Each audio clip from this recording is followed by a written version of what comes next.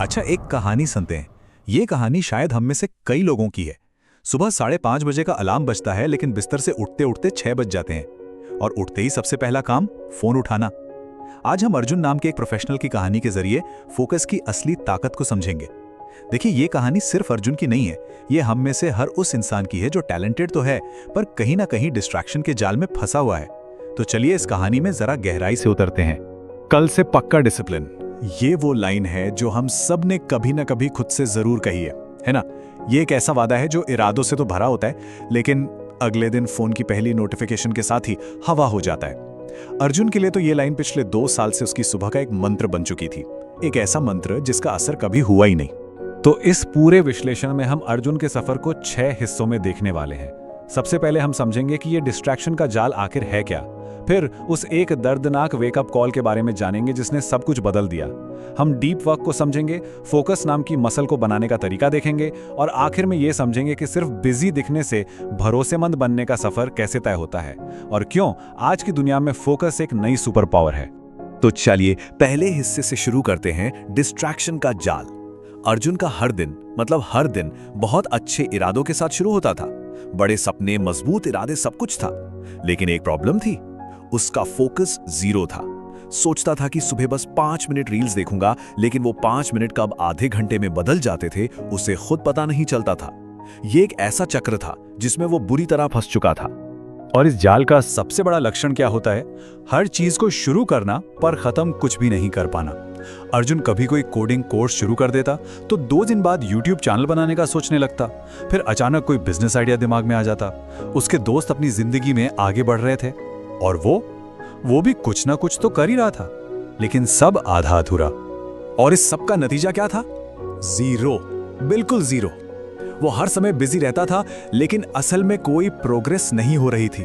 ये एक बहुत अजीब एहसास था कि जिंदगी को वो कंट्रोल नहीं कर रहा, बल्कि उसका फोन कर रहा है। ये जो बिजी रहना था ना, ये एक धोखा था, एक ऐसा भ्रम जो से लगता था कि वो आगे बढ़ रहा है, जबकि हकीकत में वो एक ही जगह पर खड़ा था। और फिर एक दिन ऑफिस में कुछ ऐसा हुआ जो सिर्फ एक फीडबैक नहीं था, वो एक दर्दनाक वेकअप कॉल था। एक ऐसी घटना जिसने अर्जुन को आईना दिखा दिया और यहीं से उसके बदलाव का असली सफर शुरू हुआ। उसके मैनेजर ने उसे अपने केबिन में बुलाया और बस एक लाइन कही, अर्जुन, तुम टैलेंटेड हो, लेकिन तुम भरोसेमंद नहीं हो।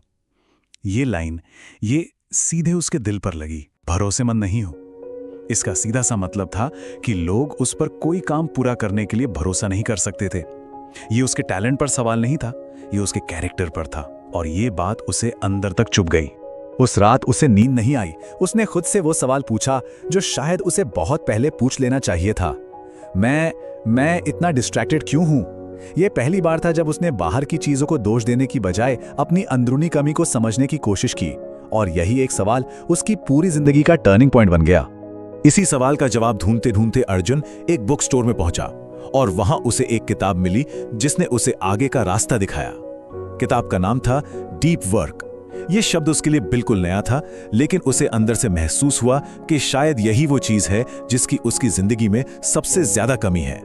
तो ये डीप वर्क है क्या? आसान भाषा में कहें तो ये बिना किसी भी तरह के डिस्ट्रैक्शन के पूरी तरह से किसी दिमागी तौर पर मुश्किल काम पर ध्यान लगाने की काबिलियत है, जिससे होता क्या है, आप हाई वैल्यू आउटपुट यानी कि बेहतरीन नतीजा दे पाते हैं। ये मल्टीटास्किंग या बिजी दिखने से बिल्कुल उल्टा है।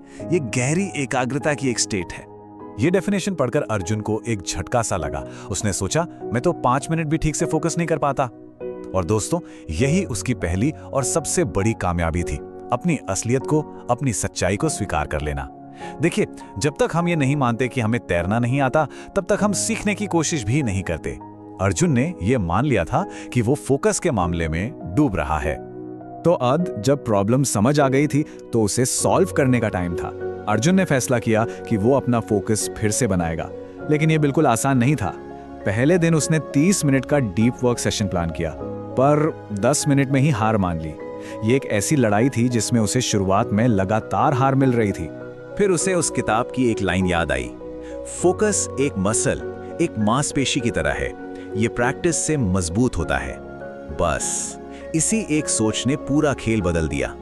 अब फोकस ना कर पाना उसकी कोई कमी नहीं थी, बल्कि एक कमजोर मसल थी जिसे बस ट्रेनिंग की जरूरत थी।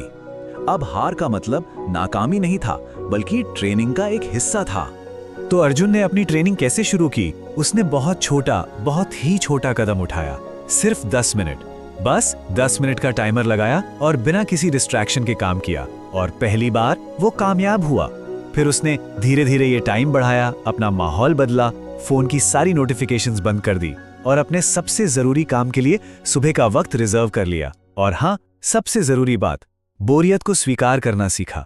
हर खाली पल में फोन उठाने की आदत छोड़ दी। और इस ट्रेनिंग का नतीजा क्या निकला? अरे ये सिर्फ काम में सुधार तक नहीं रुका, अर्जुन की पूरी पहचान बदल रही थी। वो अब वो इंसान नहीं था जो सिर्फ बिजी दिखता था, बल्कि वो अब भरोसेमंद बन रहा था। और इसके जो नतीजे थे वो साफ साफ दिखाई दे रहे थे। जरा इस टाइमलाइन को देखिए, ये अर्जुन का सफर है। पहले दिन 5 मिनट पर हार मानने से लेकर सिर्फ 3 महीने में उसके आत्मविश्वास और परफॉर्मेंस में बढ़ोतरी तक, और आखिर में 1 साल के अंदर अपना एक सफल वेंचर शुरू करने तक। ये दिखाता है कि रोज रोज उठाए गए छोटे छोटे लगातार कदम कैसे एक दिन बहुत बड़ी सफलता में बदल जाते हैं। तो ये बदलाव असल में था क्या? ये बिजी होने से भरोसेमंद बनने का बदलाव था। पहले वो रिएक्टिव था, अब वो इरादे से काम करता था। पहले बिखरा हुआ था, अब फोकस्ड था। पहले हर चीज से परेशान और ओवरवेल्म्ड रहता था, अब उसे चीजों पर कंट्रोल महसूस होता था।